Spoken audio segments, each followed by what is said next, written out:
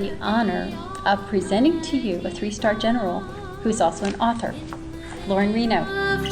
Sometimes the most influential leaders who get the most done are not what I call formal leaders. Share the gospel clear and strong. Stand for, claim your heritage of truth. Welcome to Heritage of Truth. Today I have the honor of presenting to you a 3-star general who's also an author, Loren Reno. Welcome. Hi, Jeanne. Thank you for inviting me. His new book, 10 Leadership Maneuvers, A General's Guide to Serving and Leading. I have read this book and it's wonderful. So, you were a general in the Air Force. Yes, ma'am. And so what does navigating have to do with leadership? You were a navigator for a while there, right? I retired from the Air Force in 2012 after serving 38 years. And I started out in the Air Force as a navigator on a cargo airplane and was in the flying business for about 12 years. And then I got into aircraft maintenance and logistics and was in that for the rest of the 38 years. There must be hundreds of good traits that leaders have to have and 100 times many books about it. But when I saw that there was one written by a 3-star general, I thought if anybody knows about leadership, you would. So what do you say is the single greatest trait of a good leader? I have so much to tell you. I'm so excited about this. I've read a lot of books on leadership, many of them written by people who admire leaders and talk about other people who have led. This book is written by a person who has led, and it has more than 30 stories from my experience and times in the Air Force when either I led well or led not so well, or saw other people doing it. If I were to pick the top leadership trait, number 5 would be vision. I think a leader has to have a vision. Number 4 would be communication. If something goes wrong in a leadership scenario, it's probably because of bad communication. Number 3 would be balance. A leader has to have a balanced life. My wife and I have been married for 39 years. We have 3 children.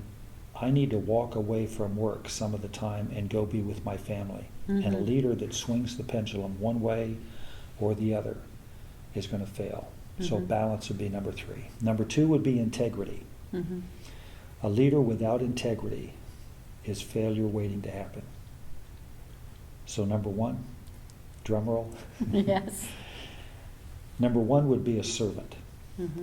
A leader who is not a servant is not going to do all that they could do. And the reason I am confident in putting servant as number 1 is because I look at the life of Jesus Christ. When he was on earth, he served so many ways and so many different times. He fed the 5,000 because they were hungry. He served them. He washed the disciples' feet because they were dirty. He's the one who served. And if you think about the reason Jesus came to earth to begin with, in obedience to his Father, to serve mankind, to bring us a salvation we could not get in any other way. Jesus is the consummate servant. Last, the disciples were bickering one day, and who's going to be number 1 in the kingdom? And he said, you want to be the greatest in the kingdom? You be the servant of all. So I think clearly being a servant is the number 1 leadership trait. Yeah.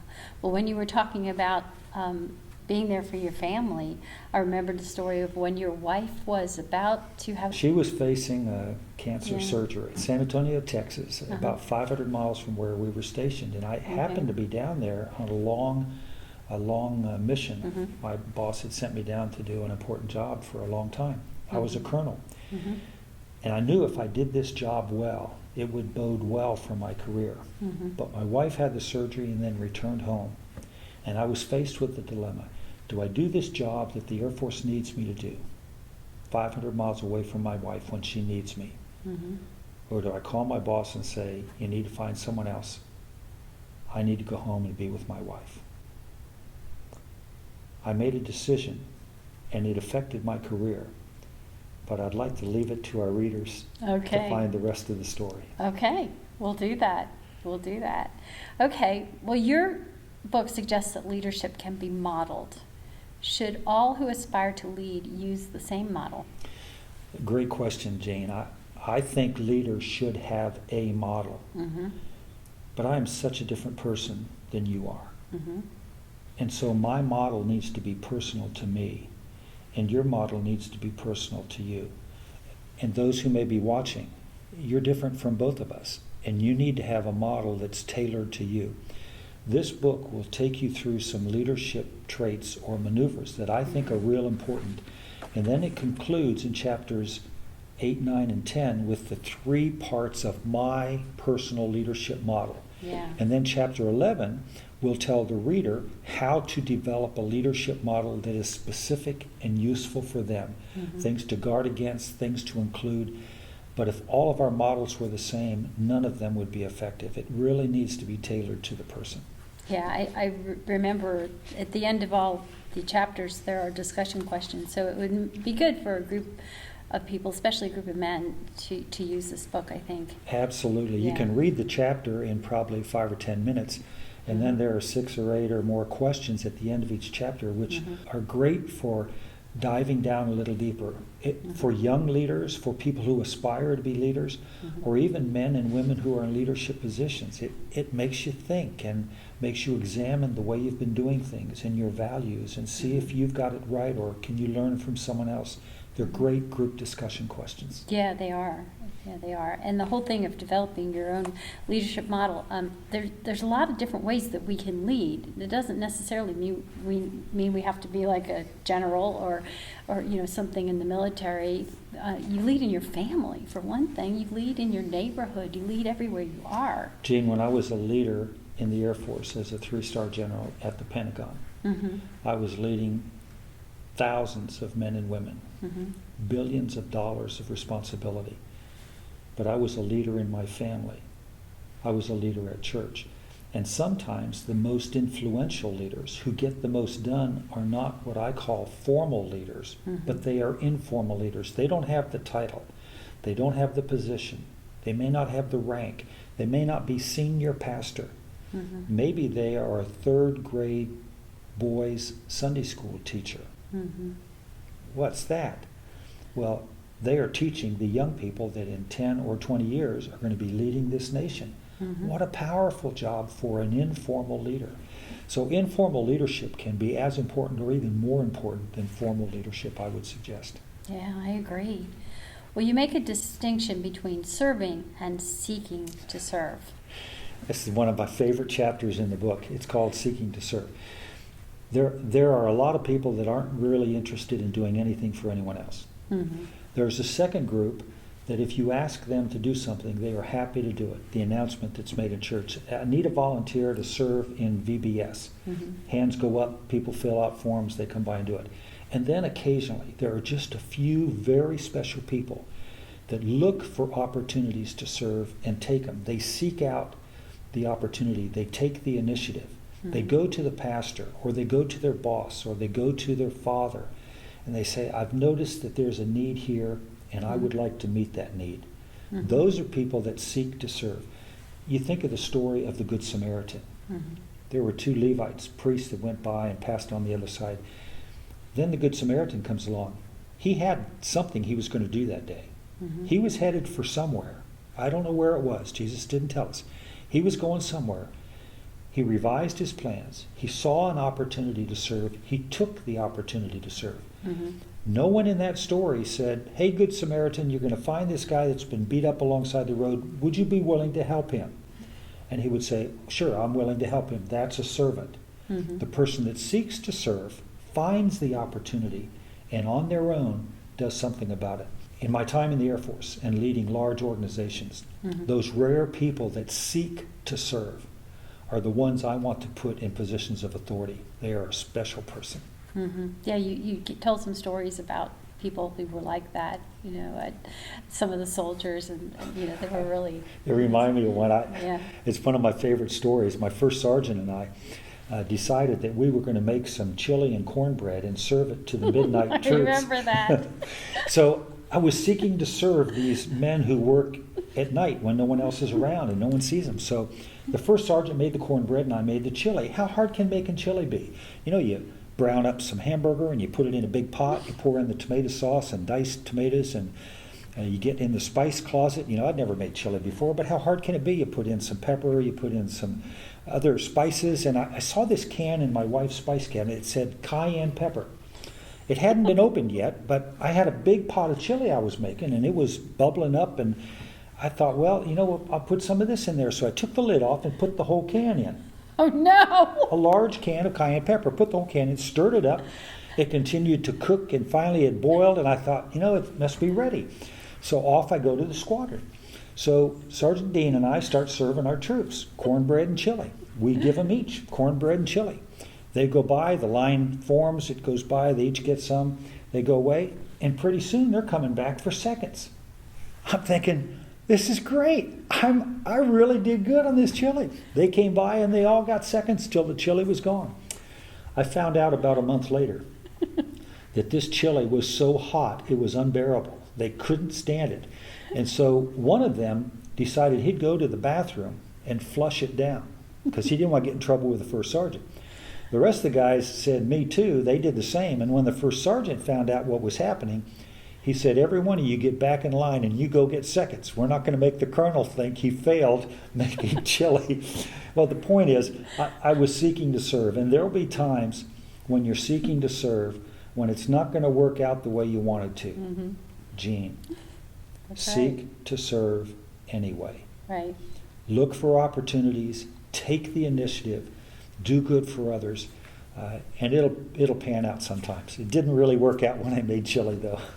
Did you try again? Oh, yes, I've made chili before, but my wife does the spicing. She doesn't let me get into her spice cabinet. I bet she was upset when she needed the cayenne and it wasn't there. Yes, ma'am. She had to go back and get some more. That's funny. You suggest in your book that accountability is more than holding others accountable. Are you saying that leaders should hold themselves accountable? Jeanne, this is so important. The further up the chain a person goes, in the military, in industry, in the commercial sector, in ministry, the further up a person goes, the fewer people there are above them to hold them accountable. And the successful leader, the godly leader, the leader that leads like Christ is going to hold themselves accountable. Now, it's really counterintuitive. If as a leader I make a mistake, and I don't own up to it, Jeanne, everybody in the squadron knows that I made a mistake before I admit it.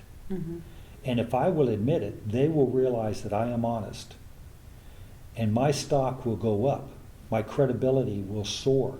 They will follow me anywhere because they realize that I am just like them. And so the leader that doesn't hold themselves accountable is really setting themselves up for failure. That's right. Yeah, I just love this book. I think it's so good. In fact, I gave a copy to my pastor. Thank you. But, he already does exhibit the servant leadership. Let me follow up on what you write about accountability. If a leader transparently reveals the shortcomings, would that erode the credibility at all? You would think that owning up to a failure would erode your credibility. And I can think of some cases where it would. If it's a moral failure, if you break the law, if you commit fraud, if you do those kinds of things, those are career enders, and you need to be replaced. But so often the mistakes we make are not on that level. Everyone around us knows about them. And if we would just admit them and be open and tell them before they find out another way, Jeanne, I was late for our interview, and there's no one to blame for it except myself. I just didn't get here on time. And I would ask you to forgive me. Now, if a leader does that to their people, to their group, they're going to say, wow, I've been late before. He was late. He told us about it. We didn't even know about it. If he will tell me things to his detriment that I don't know about, I guess I can trust him for anything. And so their confidence in him, his credibility, they just go up. Now, in fact, I made it a point to be early today because I didn't want to be late.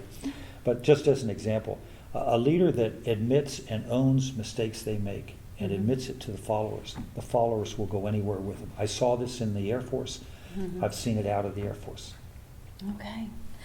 I just want to know real quickly, because we're almost out of time, how can parents apply these leadership principles in their homes? I would say two ways.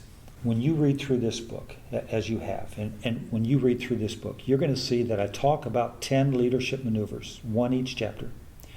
And then I show the biblical basis for that leadership maneuver, because if it's not scriptural, I don't have anything to do with it. And then I tell some stories. Mm-hmm. So the first thing, Dad, Mom, is to model right leadership for your children. Live it before their eyes. You bring these principles to life. And secondly, you can then teach them with the children. If your children are of reading age, have them read the book aloud. Have them answer the questions. Maybe reword the questions and just take a chapter at a time. And then find a way outside of that session together to talk about it. Maybe when you're driving in the car to a Little League baseball game, Mm-hmm. or to a soccer match, or you're on your way home from church. Mm-hmm. You remember that book that guy named Reno wrote about 10 leadership maneuvers? Did you hear something in the sermon this morning that kind of went along with that? And so you can reinforce those principles. Mm-hmm. So it's like a lot of other things. If you model it and then you talk directly and openly with your children about it, I think they'll pick up on it. Okay, and I think this would be a real good book for homeschool families to use, by the way. Okay, where can people find you online? Jeanne, you can find me online. In fact, in the back of the book, there's an email address. It's Loren, Loren, .Reno 68 @gmail.com. Okay. And the 68 is because of Micah 6:8. That's my life verse. Oh, that's wonderful. Well, thank you so much for being our guest today, and thank you for your leadership in our armed forces. Thank you for serving, and thank you for writing this book. Thank you because I think so it's going to much. help a lot of people. Thank you so much, Jeanne. God bless you, and God bless your listeners. Share the gospel.